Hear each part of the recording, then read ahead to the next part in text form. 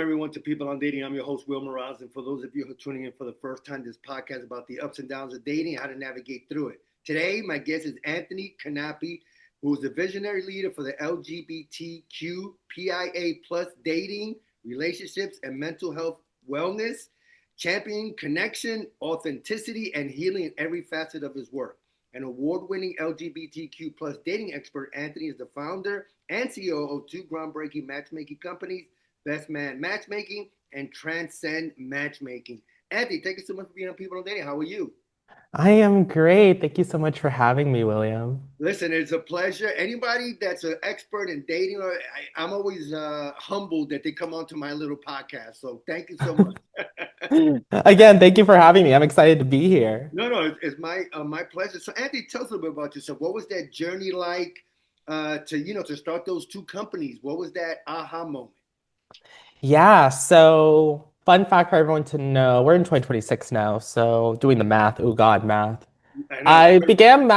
I began matchmaking. I've been doing matchmaking now for 12 years. Okay. So my first ever match I ever done was when I was 16.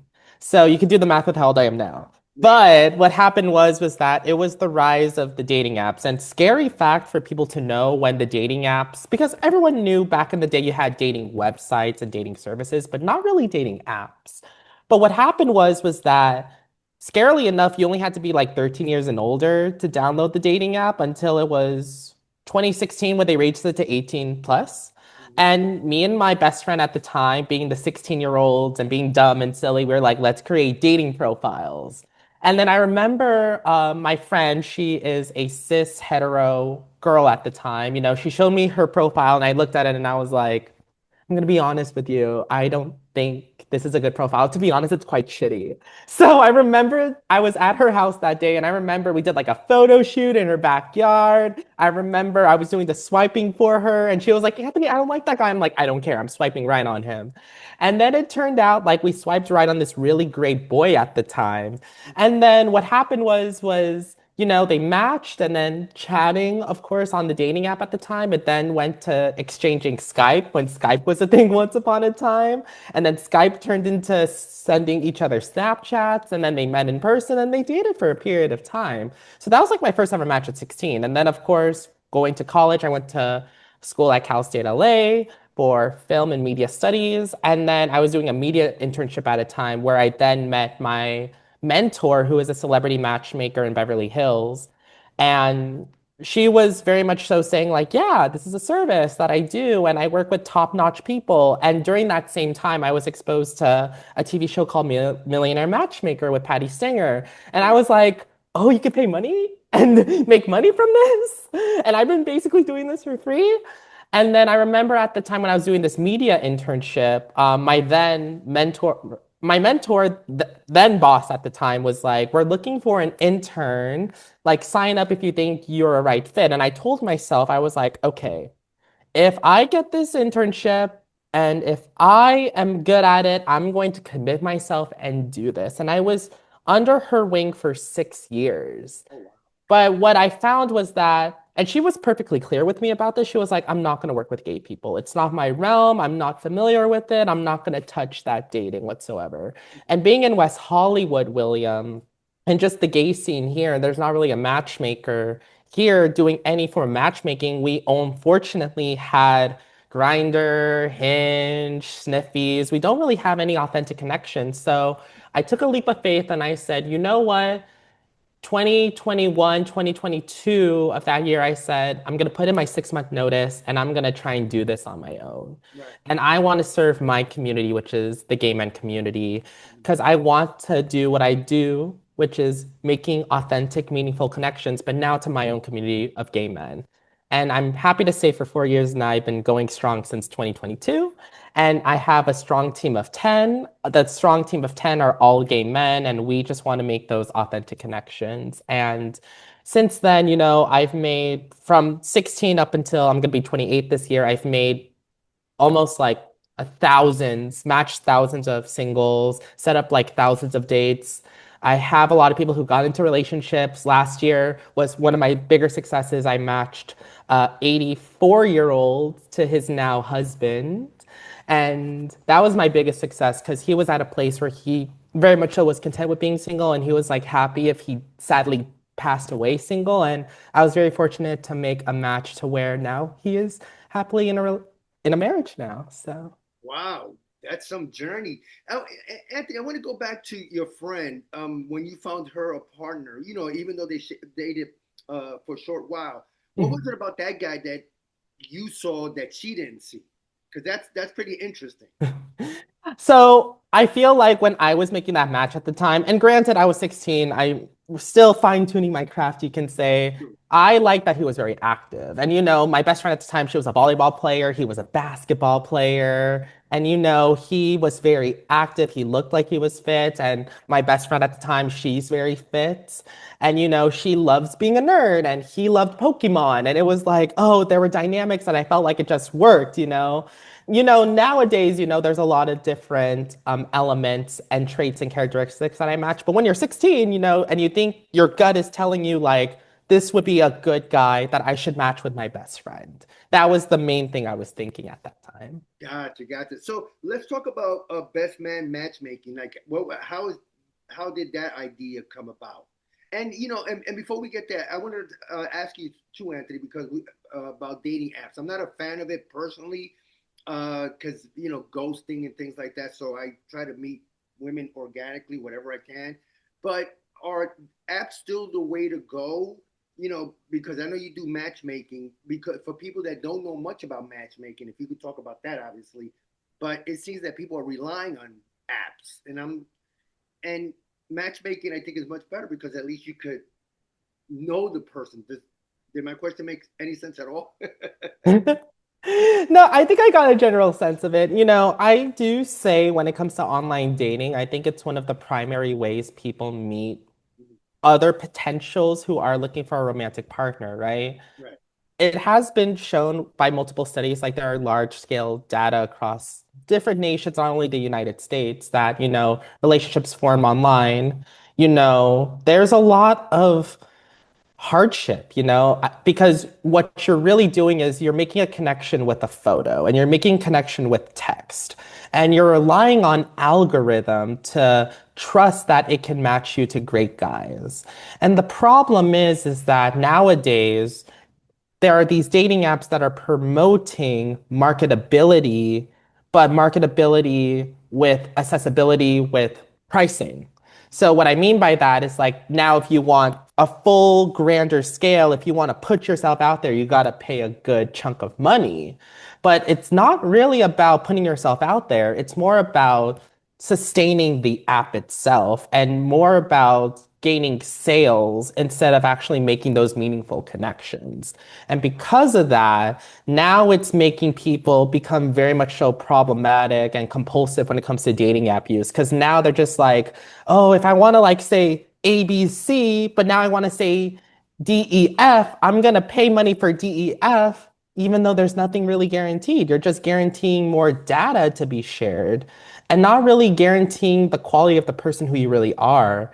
And not only that, it's really based on algorithm. There's not really an algorithm that is solely basing you based on the characteristics of what you stand for. It's more of like an algorithm of, oh, this is close enough and this is close enough, so there you go. You're nearby and you're nearby. Oh, this is a really good guy, but he is how many miles away? And there are so many people using the apps nowadays who are unfortunately unsure with what they're looking for. I think what I see now last year in 2025, because now recording this, we're in 2026. The idea of like dating status, it's no longer fixed with like exclusivity or single. I feel like now we're entering a realm where a lot of people are just very much so context dependent. And what I mean by that is they're very much so, well, if I end up in a relationship, great, that's what I'm shooting for. But if I have a friend and I make a new friend, great. If I have some good wham bam, thank you, ma'am, thanks, that I guess I'll be content. Yeah. Now they're losing a sense of, wait, why am I actually on this app now? So I do feel like the apps make you meet a quantity. It doesn't guarantee or allow you to meet quality. Yeah, and it's funny that you say that, Anthony, because I've heard that too on more than one occasion where the apps, nobody's like comfortable doing the apps anymore and I read about matchmaking and all that. So let's start about Best Man Matchmaking. How did you? What was that idea? What? How did that idea come about? So when on top of my best friend in regards to like matching her, um, at that period of time back in 2016, there was the development of then Grinder. But I think the issue is that with a lot of the systemics going into that time period, 2016 was a big time for LGBTQ culture. You had gay marriage in the United States. You also have the current advocacy and the political propaganda going on with trans voices. There is a lot of negativity and a lot of internalized biases and a lot of phobias that are happening. And unfortunately, there was a big thing going on back in that period of time called no fats, no femmes, no Asians. And you had to look a certain way, you had to talk a certain way, you had to be a certain way. I was finding that gay men was very much so, best way to put it, like putting on a performance and putting on a performance to show, like, yeah, I am what you're looking for, XYZ, even if I don't fit XYZ. I'm merely performing for you to get your satisfaction so that in the hopes I can probably get satisfaction. And the problem with that is that gay men were not connecting in a way that was authentic, And I feel like at that period of time when I was a matchmaker working in Beverly Hills, you know, I find that there was so much happening with like the overwhelm of swiping and ghosting and very much so surface level encounters that I wanted to provide something that was different. I wanted to provide a service that was intentional, but it was also back to the basics and boutique. And I wanted to bring a service that provided heart, it provided integrity, and it provided an insider's perspective who actually put in the work when it comes to understanding the dating landscape so that I can make sure every match I made, it was quality.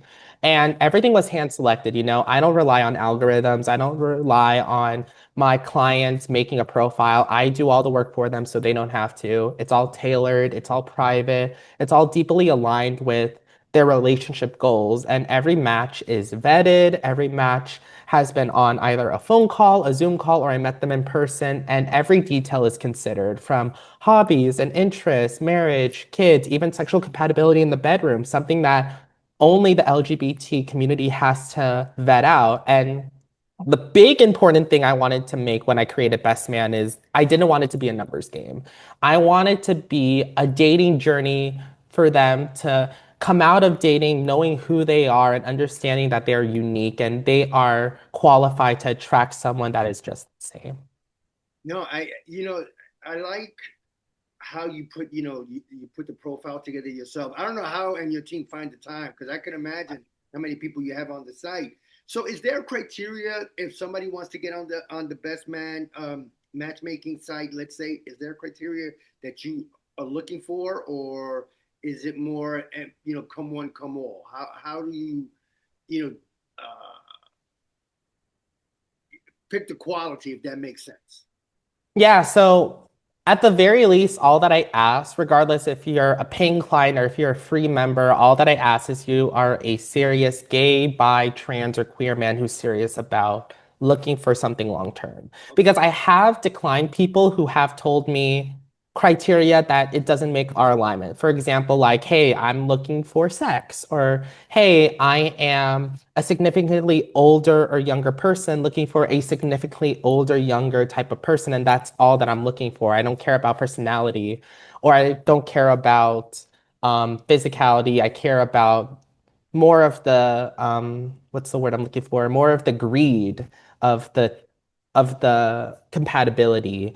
And I have had men who even created profiles just trying to seek out one of my matchmakers, even myself, just even saying like, "Oh, like, are you single? Are you looking to like have sex? Because I can fit your qualities." And we've declined those people because we're not that type of service. We're never going to be that type of service.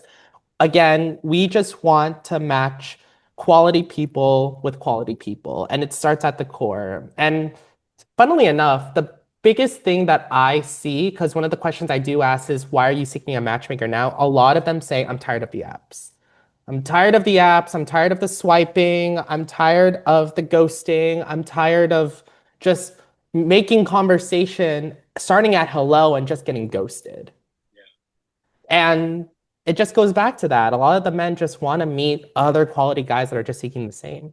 So, all right, you get the criteria, and then do you set them up on the dates, or they set themselves on a date? And is there an approved place that they go on their first date? How does that work? Because you know, somebody could be shy and they don't want to make the first move, and that's where you come in and help them out, try to bridge the gap a little bit by suggesting places to eat or things like that. Again, did my question make any sense? Yeah. No, it totally makes sense. I like to tell people consider me like a consultant or like a coordinator, right?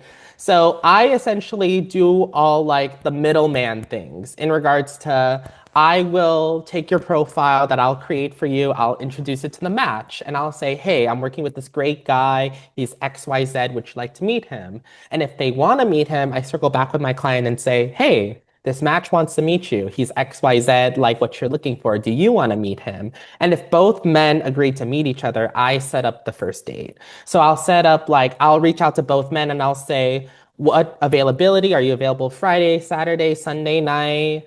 Are you available to go to this location? Are you available at this time? And then I send out like a full-on email with the reservation and even dating tips I'll provide in regards to, hey, don't get drunk on the first day, don't have sex on the first day, don't make a fool of yourself. Just understand this is you trying to connect with another guy and you genuinely getting to know one another to seek out the romantic compatibility.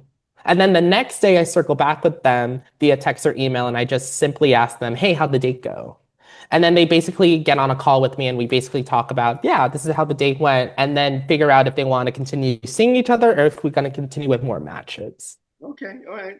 It's funny. It seems like it's definitely more organized than some of the matchmaking services I had on the podcast, because it seems like you definitely go more into detail.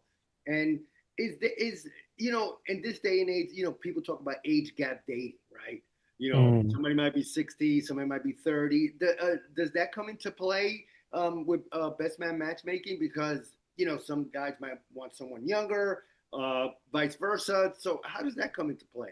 Because again, Anthony, I hear so much about age gap dating, whether it's man or woman, woman. It's just I'm one of those I like to date within my age, but that's just me. I'm one of those rare guys like that. But does that come into play for you with your clients? I would be lying if I say it didn't. But funnily enough, I do want to also mention I'm not only just a matchmaker, I'm also an associate marriage and family therapist. Oh, okay. And during my master's degree, when I was in school pursuing the master's degree, that was actually one of the case studies that I wanted to dive into, the age gap relationships, like why. Mhm. And it's actually really funny because I feel like one of the big things that I see when it comes to an older man, I'm going to talk about an older man seeking a younger guy. Okay. But when it comes to an older guy seeking a younger guy, I do see that there is a pattern that it comes from a place of sadly trauma. What it means by that is, let's take, for example, a man in, we'll give like late 50s to maybe early 70s, right? And they're seeking someone who is in their 20s, 30s, 40s. A lot of people ask, like, why? What is it about this 20, 30s, 40s-year-old that you're attracted to? It can't just be because they're young and youthful. Actually, it has a lot to do with their youthfulness because if you think about it, when you go back to the 70s, the 80s, and the 90s, people didn't have that freedom to truly be themselves. And although in this day and age, there is still those capacities in other countries, here in the United States, you're free to be who you are. Right. That's not exactly how it was back in the 70s, 80s, or 90s. It was very much so you were boxed in. And what I find with a lot of these older men is that they're seeking these younger people because they never got to have that life of that younger person living their authentic life. So when they feel like they're with this younger person, they feel like they're reliving the 20s, 30s, 40s that they wish they could have had. So a little bit of that person's youth rubs off on the older person. Yeah, I definitely get that. I understand that. talk more about Transcend Matchmaking and what would be the difference. Oh, okay. I Oh, listened for a second.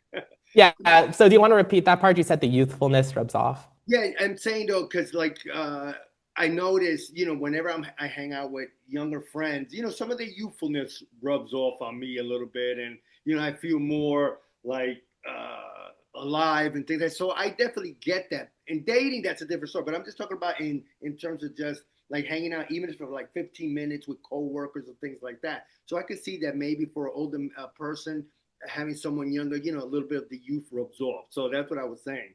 Um, so talk more about Transcend Matchmaking and what would be the difference between the two companies. Yeah, definitely. So trans fun fact, it started off as a project. It was actually my capstone assignment for my master's degree. Because something that I found was during my master's school and education, we were required to do an internship. And I did an internship that primarily serves trans, non-binary, and many more non-cis folks. And something that I found with my clients was a lot of the same things with dating. They're like, I don't know if I should go on Grindr. I don't know if I should go on Tinder because if I go on Grindr, I'm no longer this identity I used to be. But if I go on Tinder and they find out that I'm not biologically who I say I am, I get very much so discriminated against. And then the harsh reality is whenever matchmaking to the fray, they would always say, I can't afford that. It was actually proven in a study by my supervisor, and I don't want to say verbatim, but they said the average trans, non-binary, or non-cis folk in the state of California only makes roughly 10K a year. Now, with a lot of matchmakers, they do charge in those thousands. But when you think of someone who is trans, non-binary, and non-cis, they have to think of a roof over their head. They have to think of food on the table. So I created Transcend as a capstone project, primarily as a group. And it was going to be a group that primarily served non-binary, non-cis folks who want to seek those meaningful connections, but in a space that is affirming and inclusive. Now, what actually started and happened was that we were promoting this group, and we actually ended up getting a lot of people in Southern California applying. And then on top of that, we were getting a lot of people from other states reaching out to us, being like, hey, I'm from this state or I'm from this state. And I have nothing nearby me. I have no resources. And I saw your Facebook group, I saw your Instagram, I saw your website, and I wanted to see if you can help me, see if you can introduce me to your group. And then what started off as just like a capstone assignment turned into a nonprofit because I don't want to feel like I want to benefit financially from this group. If anything, I want to uplift this group and I want to support the trans non community and very much so create this nonprofit so that I can create these introductions, but also give back to the community. No, that's a great thing. I mean, first of all, Anthony, I want to thank you so much for being on People on Day. I could talk to you probably for another hour. And before I let you go, anything else you want to talk about or promote? Tours, being on Oprah, your book, being having like a couple of books that you should be publishing soon. Well, I hope I can be on Oprah soon. But what I will say is, with the matchmaker, I want to say, as a trusted confidant, I want to very much so advocate for love in all forms. So if you are a gay, bi, trans, or queer man and you're tired of the dating apps and you're wanting to be more proactive in your dating life and you want to seek a process that's more authentic, you can feel free to reach out to me. Reach out to me at Instagram at your gay matchmaker, or you can email me at anthony@bestmanmatchmaking.com. Sounds good. Say that those sites one more time. Your Instagram and the website. Yeah, so me on Instagram. My username is at your gay matchmaker, or you can go to bestmanmatchmaking.com to apply. Yeah, I'll definitely put that on the show notes. And before I let you go, Anthony, one more word on matchmaking and why should people seek it out? People are just tired of the dating apps. They're tired of the swiping. They're tired of very much so putting in all this effort for only to getting back quantity instead of quality. And when you work with a matchmaker, you are working with a service that focuses on that quality over quantity. want to very much so focus on the quality aspect. Like, this is not a numbers game. It's very much so a journey to something more exceptional. That sounds good. Well, Anthony, again, thank you so much for being on People Day. I really, really appreciate it. Thank you so much for having me, William. I had so much fun chatting with you. Oh, no, same here.